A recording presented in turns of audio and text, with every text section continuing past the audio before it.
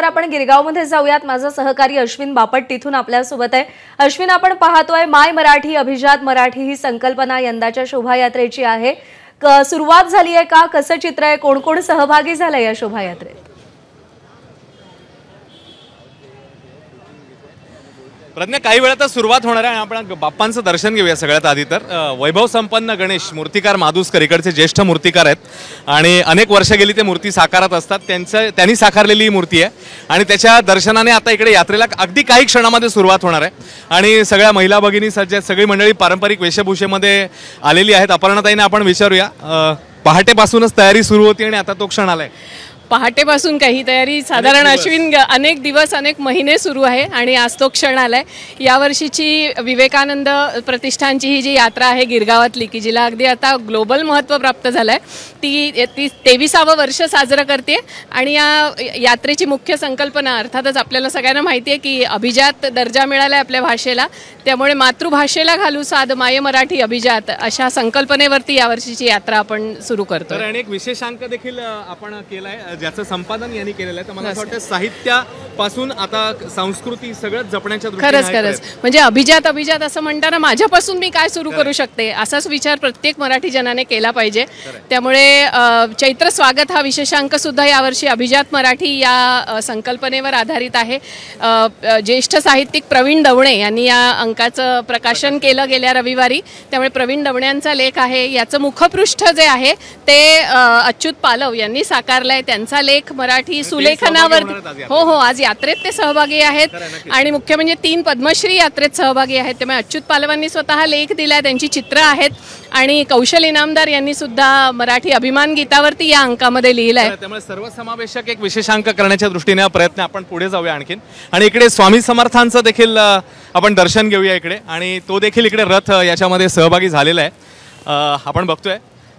तर इकडे देखील स्वामींचं दर्शन घेऊया आपण। मला सांगा, रथ सज्ज व्हायला किती दिवस तयारी करत होतात तुम्ही? फार तर 1 दिवस, एका दिवसात तयार झाला। पहाटेपासून आज सज्ज? Yes sir.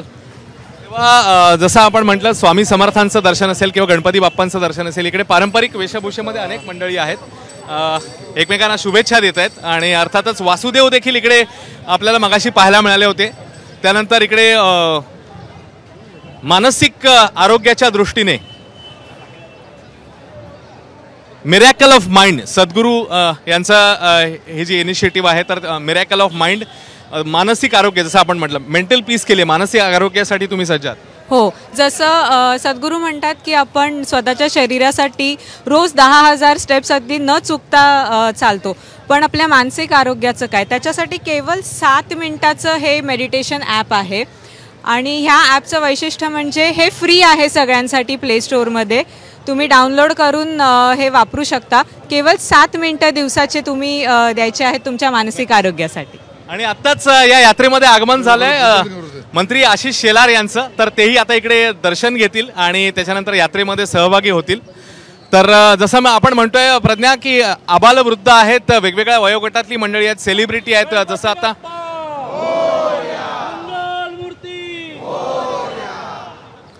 तर आता बाप्पांची पूजा होते। मंत्री आशिष शेलार इकडे सहभागी झालेले आहेत, आपल्याला देखील शुभेच्छा। आणि आज गिरगावमध्ये आलाय सर्व महाराष्ट्रातील किंबहुना देशातील नागरिकांना मराठी नववर्षाच्या मनापासून शुभेच्छा।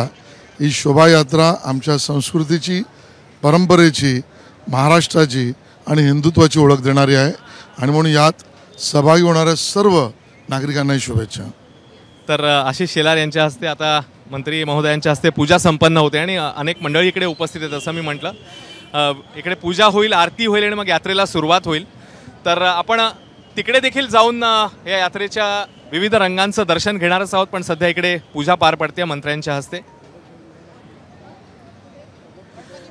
आणि गणपती बाप्पा मोरयाचा गजर। अर्थातच गिरगावातला गणेशोत्सव आपल्या सगळ्यांना माहिती आहे, अनेक वर्षांची परंपरा। लोकमान्य टिळकांनी ज्याची मुहूर्तमेढ इकडे रोवली, त्या केशवजी नाईक चाळीतला गणेशोत्सव, त्यानंतर असंख्य गणेशोत्सव मंडळांमध्ये या गणेशोत्सवाची वृद्धी झालेली आहे। अनेक मंडळ आहेत ज्यांनी 100 वर्ष पूर्ण केलेली आहेत गणेशोत्सवामध्ये आणि अर्थातच त्याचं दर्शन, बाप्पांचं दर्शन घेऊन आता सुरुवात होते। गिरगावकरांचा उत्साह आशिषजी कसा जाणवतोय? जोरदार आहे। गिरगावकरांनी पूर्ण देशालाच दिशा दिलेली आहे आणि म्हणून या गिरगावातली ही शोभायात्रा ही सर्वार्थाने सगळ्यांना घेऊन बरोबर आहे. विविध मंडळं, विविध इमारती, चाळी, संस्कृती, गावठाण, शिक्षण संस्था या सगळ्यांचा, आणि विसरू नका आमचा सांस्कृतिक विभागाचाही रथ यामध्ये आहे. अहिल्यादेवी होळकरांचा तुम्ही जीवन प्रवास मांडलाय. मला सांगा तुमच्या आठवणीतला पाडवा किंवा लहानपणीचा किंवा कॉलेजमधल्या वर्षातला पाडवा आठवतो? मी तर गिरगावातच शाळेला होतो. आजही माझे शाळेतले मित्र इथे आलेले आहेत. डोक्यावरचे केस गेले आहेत पण हे सगळे शाळेतले. तेव्हा जसं आपण बघितलं आशिषजींनी देखील आठवणी जागवलेल्या आहेत आणि आता आरती सुरू झाली आहे. तर आपण मागे जाऊया थोडंसं आणि तिकडे देखील बघूया. वेगवेगळे चित्ररथ इकडे आहेत, तर त्यांचं आपण दर्शन घेण्याचा प्रयत्न करूया. जसं आपण मगाशी बघितलेलं होतं, तर ज्ञानेश्वर महाराजांची प्रतिमा आणि त्यासोबतच अन्य देखील इकडे मागे चित्ररथ आहेत. प्रज्ञा, मी थोडंसं आपल्या प्रेक्षकांना दाखवतो. आणखीन मागे प्रचंड मोठी रांग आहे, कारण ही यात्रा जशी पुढे जाईल तसंच हे चित्ररथ सगळे जे आहेत ते पुढे पुढे येत जातील. इकडे देखील मातृभाषा, जसं आपण मगाशी म्हटलं की मराठी भाषेच्या दृष्टीने गौरव झालेला आहे, तर मातृभाषेतली वर्णमाला अ आ इ जे आपण अगदी शाळेमध्ये अगदी सुरुवातीची अक्षरं जी गिरवत असतो, तर ती देखील इकडे दाखवण्यात आलेली आहेत. त्याच्यानंतर तेलुगू, पंजाबी, हिंदी म्हणजे विविध मातृभाषांचं दर्शन, बंगाली असेल, तामिळ असेल, या सगळ्या भाषांचं दर्शन घडवणारा हा चित्ररथ आहे.